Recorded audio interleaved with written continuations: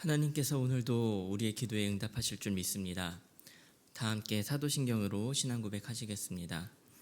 전능하사 천지를 만드신 하나님 아버지를 내가 믿사오며 그 외아들 우리 주 예수 그리스도를 믿사오니 이는 성령으로 잉태하사 동정녀 마리아에게 나시고 본디오 빌라도에게 고난을 받으사 십자가에 못 박혀 죽으시고 장사한 지 사흘 만에 죽은 자 가운데서 다시 살아나시며 하늘에 오르사 전능하신 하나님 우편에 앉아 계시다가 저리로서 산 자와 죽은 자를 심판하러 오시리라. 성령을 믿사오며 거룩한 공회와 성도가 서로 교통하는 것과 죄를 사하여 주시는 것과 몸이 다시 사는 것과 영원히 사는 것을 믿사옵나이다. 아멘. 다 함께 찬송가 323장 찬송 부르시겠습니다.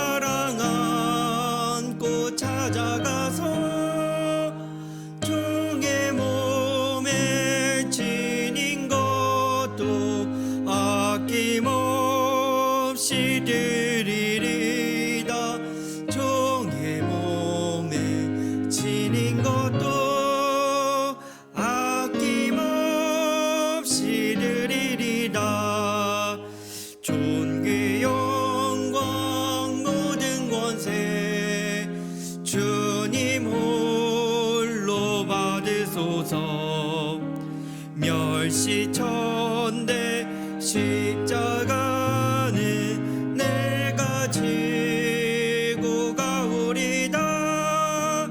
이름 없이 빛도 없이 감사하며 섬기리다. 이름 없이 빛도 없이 감사하며 섬기리다. 오늘 우리가 함께 나눌 하나님의 말씀은 마태복음 10장 16절부터 20절의 말씀입니다. 마태복음 10장 16절부터 20절의 말씀입니다. 교독하여 읽도록 하겠습니다. 보라, 내가 너희를 보냄이 양을 이리 가운데로 보냄과 같도다. 그러므로 너희는 뱀같이 지혜롭고 비둘기같이 순결하라.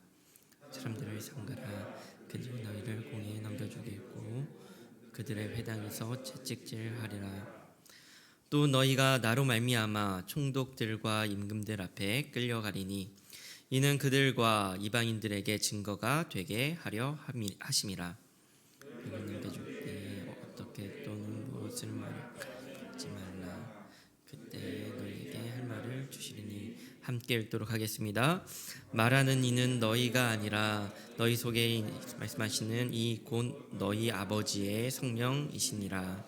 아멘. 제가 얼마 전 이제 유튜브 하나를 봤는데요. 누가 그러더라고요.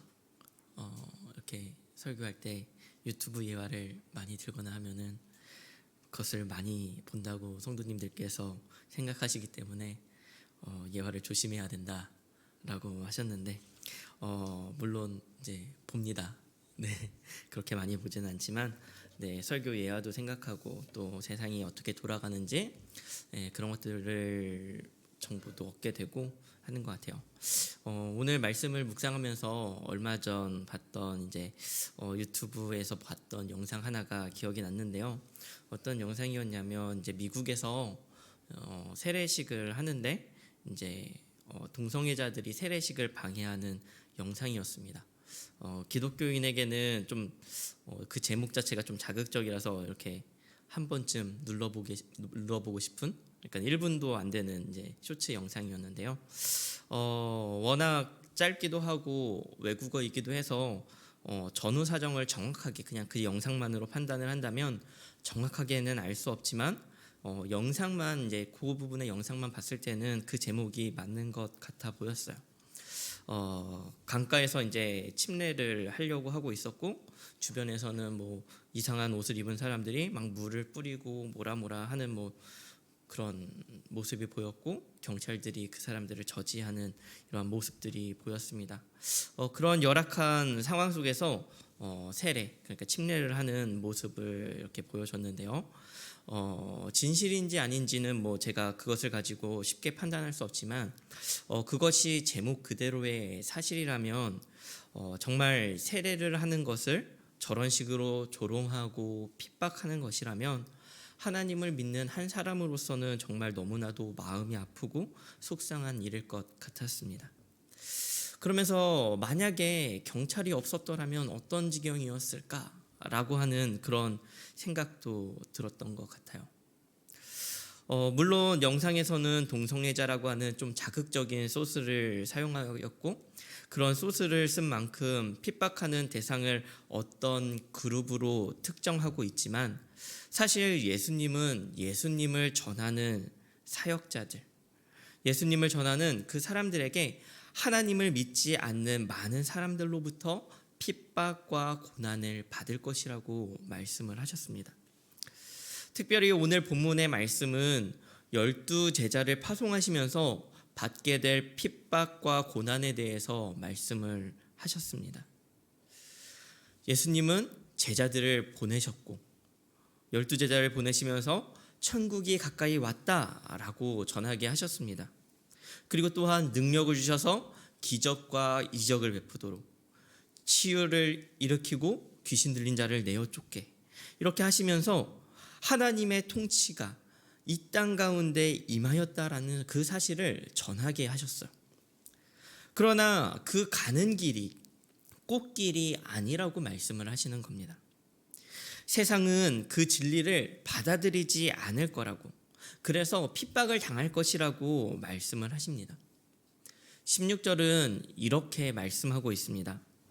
보라, 내가 너희를 보냄이 양을 이리 가운데로 보냄과 같도다. 그러므로 너희는 뱀같이 지혜롭고 비둘기같이 순결하라. 양을 이리 가운데로 보냄과 같다. 얼마나 고난이 심한지 너희가 가는 그 길이 양이 이리 가운데로 가는 것과 같다는 거예요. 양이 이리 가운데로 가면 어떻게 되나요? 아마 죽겠죠. 뜯겨 죽을 것입니다. 너희를 핍박하는 세상 가운데로 보내는 것이 죽을 수밖에 없는 그 길을 보내는 것과 같다라고 말씀하시는 겁니다. 그러면서 17절과 18절에서는 이렇게 기록을 하고 있습니다. 사람들을 삼가라. 그들이 너희를 공회에 넘겨주겠고 그들의 회당에서 채찍질하리라. 또 너희가 나로 말미암아 총독들과 임금들 앞에 끌려가리니 이는 그들과 이방인들에게 증거가 되게 하려 하심이라. 사람들에게 핍박을 받을 것이다. 공회로 끌려가게 될 것이고 채찍질을 받을 것이고, 여기서 끌려가다라는 말은 미래 수동태로 쓰였는데요. 그러니까는 너희가 장차 너희의 의지와 상관없이 복음 전도자이기 때문에 끌려가게 될 것이고 고난을 받게 될 것이다 라고 하는 그 상황을 예수님께서 말씀을 해주시고 있는 겁니다. 우리가 신앙의 연수가 오래되면요, 이 사실을 너무나도 잘 이해할 것 같아요. 주님을 따르는 이 길이 꽃길만 있는 것은 아니라는 것이죠. 새신자와 대화할 때는 하나님을 믿으면 정말 좋다, 기쁘다, 평안하다, 이렇게 좋은 말을 많이 나누지만, 그러나 헌신자를 만나면 어떻습니까? 신앙이 오래된 사람들과 교제를 하고 믿음의 이야기를 할 때에, 다락방에서 나눈다든가 혹은 그러한 모임들을 가질 때 어떤 이야기들이 포함되어 있습니까? 믿음의 승리의 이야기도 있겠지만 삶의 고난의 이야기, 그것을 가지고 싸워나가는 그런 이야기들이 있기 마련입니다. 예수님은 핍박을 당할 제자들을 향해 말씀하셨습니다. 16절 하반절은 이렇게 기록하고 있습니다. 뱀같이 지혜롭고 비둘기같이 순결하라. 이게 도대체 무슨 뜻일까요? 이 말씀은 정말 많은 해석들이 존재하는 것 같아요. 지혜롭고 순결하라. 지혜로워야 하고 동시에 순결해야 된다. 그 느낌은 알 것 같습니다. 그런데 이것은 우리의 삶에 끊임없는 질문이기도 한 것 같습니다. 이러한 상황에서 뱀같이 지혜롭고 비둘기같이 순결한 것은 도대체 무엇일까? 이것이 어떻게 우리의 삶에서 실현되어야 하는 것일까요? 예수님께서 우리에게 뱀같이 지혜롭고 비둘기같이 순결하라고 하셨는데 이것이 무엇일까요? 솔직히 저는 모르겠습니다. 매 순간순간 수많은 선택의 순간에 어떻게 하는 것이 뱀같이 지혜롭고 어떻게 하는 것이 비둘기같이 순결한 그 두 가지를 다 포함하는 것일까? 모든 상황을 저는 다 해결할 만한 지혜가 없는 것 같습니다. 오늘 우리가 마주한 상황에서 어떻게 하는 것이 뱀같이 지혜롭고 비둘기같이 순결함을, 그것을 지키는 것일까요? 저는 정말 모르겠습니다. 하지만 말씀을 묵상하며 깨달은 두 가지를 함께 나누려고 합니다. 뱀 같은 지혜와 비둘기 같은 순결의 의미, 함께 나누고자 하는 묵상 첫 번째는요, 단순한 처세술이 아니다 라는 것입니다. 예수님의 이 말씀은 단순히 욕을 먹지 않거나 우월한 위치를 차지하기 위한 방법을 의미하는 것이 아니라는 것입니다. 제가 21살 때 이 세상을 살아갈 지혜를 한 가지를 터득한 게 있습니다. 친한 친구가 군대에서 휴가를 나와서 저에게 이런 이야기를 해주는 거예요. 야, 군대에 갔더니 욕을 안 먹으려고 하면 안 돼. 욕을 덜 먹으려고 해야 돼. 저는 이 한마디가 제가 이 세상을 헤쳐나갈 수 있는 지혜를 얻게 한 그 한마디였습니다. 그로 인해 어떤 일이 닥쳤을 때 수많은 변명보다 죄송합니다라고 하는 이 한마디가 더 효과가 있고, 때론 내가 잘못하지 않았어도 그것을 죄송하다고 할 수 있는 그러한 용기를 얻었던 것 같아요. 욕을 덜 먹을 수 있는 방법을 택한 것이죠. 결혼 생활을 하면서도 이해가 되지 않아도 미안해, 이 한마디가 가져오는 평화는 정말 내 마음에 강 같은 평화를 가져왔습니다. 저는 이게 뱀 같은 지혜고 비둘기 같은 순결함이라고 생각을 했던 것 같습니다. 그런데요, 알더라고요. 직장 생활할 때는 이것이 가능했는데 집에서는 몇 번은 이렇게 성공을 했는데 결국은 실패하더라고요. 그냥 말로만 미안하다고 하는 것은 딱 거기까지였던 것 같아요. 아는 거예요. 아, 말로만 미안하다고 하는 거구나. 아, 또 쉽게 넘어가려고 하는구나. 상대방도 알지만 저도 알겠더라고요. 미안하다는 말에 진심이 없으니까 마음에 쌓이는 겁니다. 왜 나만 미안하다고 해야 되는 거지? 시간이 지나갈수록 기독교가 많은 욕을 먹는 것 같아요. 그것이 사실 남의 이야기는 아닙니다. 우리도 기독교인으로서 욕을 먹고 있죠. 그런데 바라보고 있으면 욕을 덜 먹으려고 조차 하지도 않는 것 같아요. 욕을 안 먹으려고 하죠. 심지어 단순한 처세술로 넘어가려고 하는 겁니다. 그러니 결국은 드러나게 되고 결국은 욕을 더 먹게 되는 것이죠. 기독교에 난무하고 있는 재정의 문제, 세습의 문제, 그 이외에 기타 등등의 많은 문제들이요, 여러 가지 처세술이 결국은 드러나게 되는 것입니다. 시작은 뱀 같은 지혜로움이고 비둘기 같은 순결함이라고 생각했을지 모르지만 뱀 같은 처세술이었죠. 어쩌면 그냥 뱀 그 자체였는지도 모릅니다. 처세술은 결과를 위한 것입니다. 그러나 순결함은 내면의 동기를 들여다보는 것입니다. 단순히 원하는 결과를 위해 외적인 요인들을 변화시키는 것이 아니라 내면의 동기를 점검하고 하나님을 향한 마음을 점검하는 것, 그것이 아마 비둘기의 순결함일 것이라고 생각합니다. 나누고 싶은 두 번째는요, 뱀 같은 지혜와 비둘기 같은 순결함은 우리의 능력에서 비롯되는 것이 아니다라는 것입니다. 저는 사실 뱀과 비둘기 둘 다 싫어합니다. 요즘 비둘기도 그 순결함과는 어울리지 않을 만큼 많이 타락했다고 생각합니다. 그러나 성경에 보면 이 뱀은요, 간교함을 상징할 만큼 굉장한 지혜를 가지고 있습니다. 그러니까 뱀 그 자체가 지혜로운 동물이라고 성경은 표현하고 있는 것 같아요.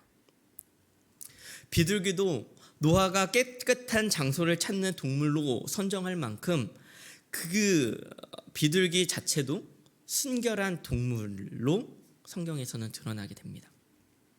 그렇기에 지혜가 뱀의 특성이고 순결함이 비둘기 자체의 특성이듯 우리가 지혜로워야 하고 우리가 순결해야 하는, 우리의 능력이 지혜롭고 순결해야 된다고 착각을 하는 것 같습니다.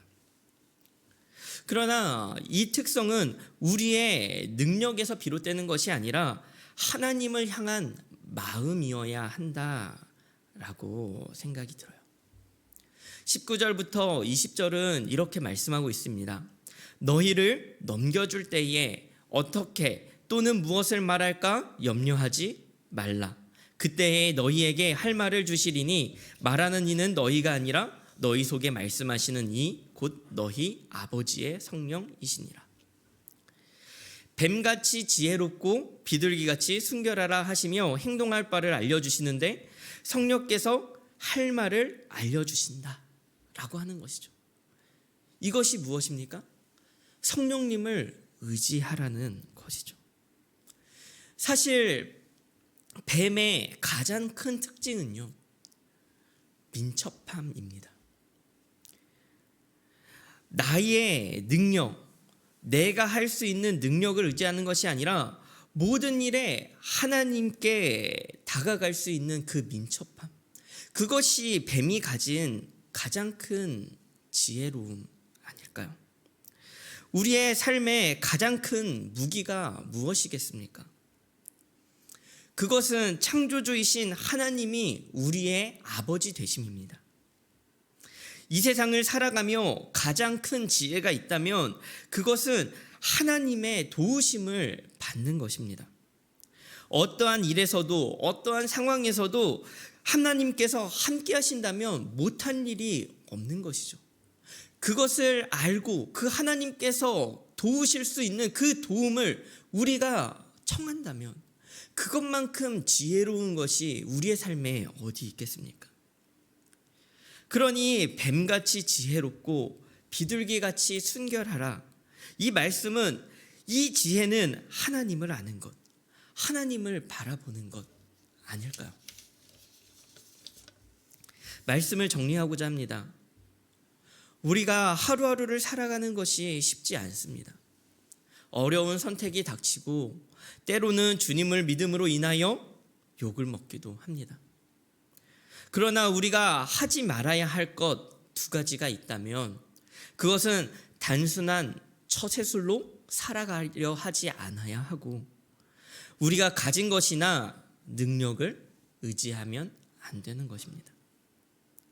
우리는 그저 가장 위대하신 하나님을 의지하고 말 한마디조차 그분께 의지해서 순결하게 온 마음을 다해 그분의 뜻을 향하여 살아갈 때에 그것이 이 험난한 세상을 살아갈 뱀 같은 지혜요 비둘기 같은 순결함이리라 믿습니다.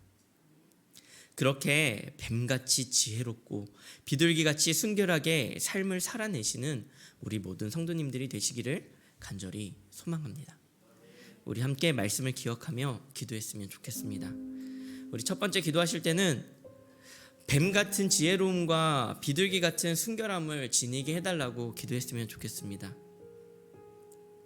그 어떤 지혜보다 하나님을 향한 순전한 마음과 하나님께 달려가는 그 민첩함으로 어떤 상황에서도 하나님의 뜻에 합당한 그 삶을 살아갈 수 있도록 도와주옵소서 기도했으면 좋겠고요.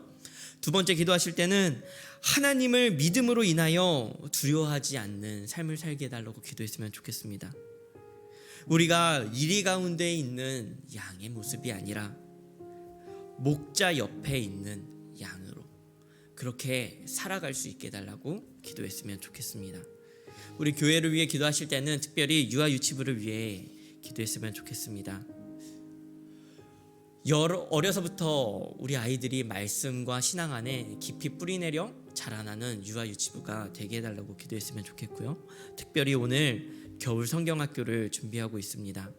그 모든 과정이 안전하게 진행하게 하시고 하나님께서 어린아이들의 마음 가운데 아이들이 하나님을 알 수 있는 그 지혜를 허락하게 해달라고 우리 함께 기도로 나아가시는 하루 되었으면 좋겠습니다. 다 함께 기도하시겠습니다. 하나님 함께하여 주옵소서. 하나님 우리가 살아가는 우리의 삶 가운데 수많은 질문과 고민과 답답함이 우리의 삶 가운데 있습니다.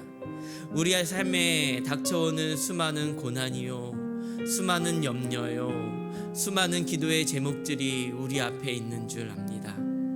하나님 우리가 그 문제 앞에서 우리는 늘 고민합니다. 하나님 무엇이 지혜로웁니까? 하나님 무엇이 뱀같이 지혜롭고 비둘기같이 순결한 방법이겠습니까? 하나님 우리는 그 하나님의 뜻을 늘 찾기 위해 애를 쓰고 노력합니다. 하나님 우리 가운데 있는 그 많은 문제들 가운데 하나님 잘 헤쳐나갈 수 있는 하나님 지혜요 순결함을 우리 가운데 허락하게 하여 주옵소서. 하나님 무엇보다 우리가 삶을 살아가며 하나님 지혜롭다 여기는 그 수많은 잘못된 행동들을 하지 않을 수 있도록 주님 도와주옵소서. 하나님 우리가 우리의 지혜와 처세술로 살아가지 아니하게 하여 주옵소서. 하나님 우리의 한정된 그 지혜에 의지하여 단순한 우리에게 닥친 문제들을 해결하려고 애쓰지 아니하게 하여 주옵소서.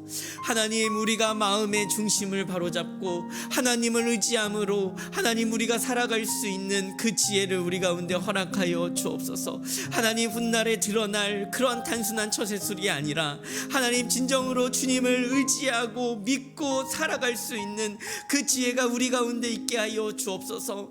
하나님 우리에게는 지혜가 필요합니다. 하나님 우리는 이 세상을 살아갈 지혜가 필요합니다. 하나님 우리는 이 세상을 이겨낼 지혜가 필요합니다. 하나님 그 지혜는 하나님을 의지함에 있고 그 지혜는 하나님께 있는 줄 믿사오니 하나님 우리가 가질 수 있는 최고의 지혜는 하나님 오직 하나님께 달려가는 아버지 하나님 그 민첩함인 줄 믿사오니 하나님 우리에게 지혜를 더하사 우리가 감당하지 못할 모든 문제들 그리고 우리가 감당할 수 있다 여기는 모든 문제들 가운데 주님께 의뢰하며 의탁하며 주님을 의지하여 나아갈 수 있는 아버지 하나님 그 지혜가 우리의 삶 가운데 있을 수 있도록 주님 도와주옵소서. 하나님 내가 할 수 있다 여기지 아니하게 하시고 나의 부족함을 주님 앞에 늘 끊임없이 내려놓게 하시며 하나님의 강함을 끊임없이 의지하게 하셔서 아버지 하나님 우리가 말 한마디조차 주님께 의지하며 살아갈 수 있는 하나님 그러한 지혜가 우리 가운데 있을 수 있도록 주님 도와주옵소서. 하나님 우리의 삶 가운데 주여 아버지 하나님 우리를 지켜주옵소서. 하나님 우리가 정말 기도하고 아버지 하나님 주님께 의지하는 많은 기도의 제목들이 있습니다. 하나님 우리에게는 이 모든 문제들을 헤쳐나갈 지혜가 없사오니 주님 앞에 오늘 이 지혜들을 구합니다. 주님 우리에게 지혜를 허락하여 주옵소서. 하나님 우리는 뱀같은